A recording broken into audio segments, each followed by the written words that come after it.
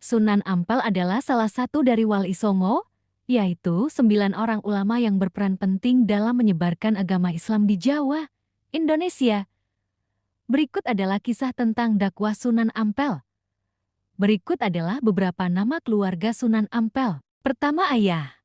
Said Elai Murtada, seorang ulama dan pedagang dari Hadramaut, Yaman. Kedua, ibu.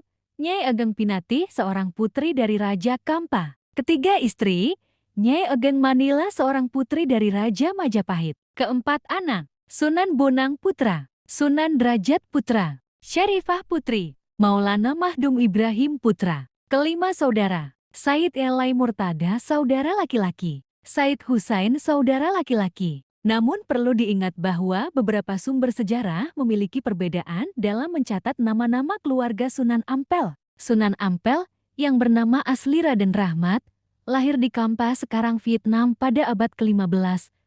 Ia adalah putra dari Said Elai Murtada, seorang ulama dan pedagang yang berasal dari Hadramaut, Yaman. Pada usia muda, Raden Rahmat telah menunjukkan kemampuan dan kecerdasan yang luar biasa. Ia belajar agama Islam dari ayahnya dan kemudian melanjutkan pendidikannya di Mekah. Setelah menyelesaikan pendidikannya, Raden Rahmat kembali ke Kampah dan kemudian berangkat ke Jawa untuk menyebarkan agama Islam. Ia tiba di Jawa pada abad ke-15 dan menetap di Ampel, Surabaya. Di Ampel, Raden Rahmat mulai menyebarkan agama Islam dengan cara yang damai dan bijaksana.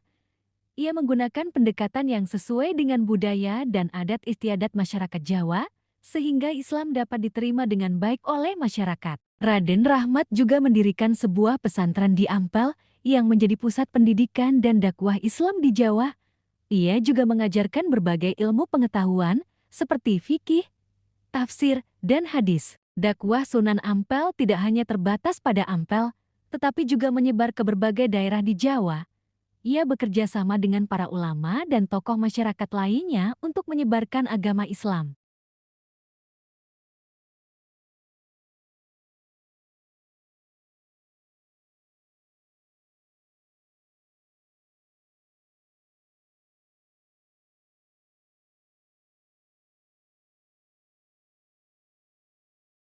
Sunan Ampel juga dikenal sebagai seorang yang memiliki kemampuan spiritual yang tinggi.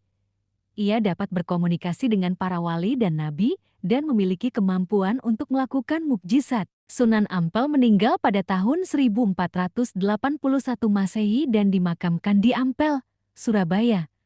Makamnya menjadi tempat ziarah bagi umat Islam di Jawa dan di seluruh Indonesia.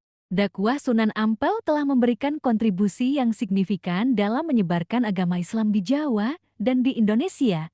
Ia adalah salah satu contoh dari para ulama yang telah berjuang untuk menyebarkan agama Islam dengan cara yang damai dan bijaksana.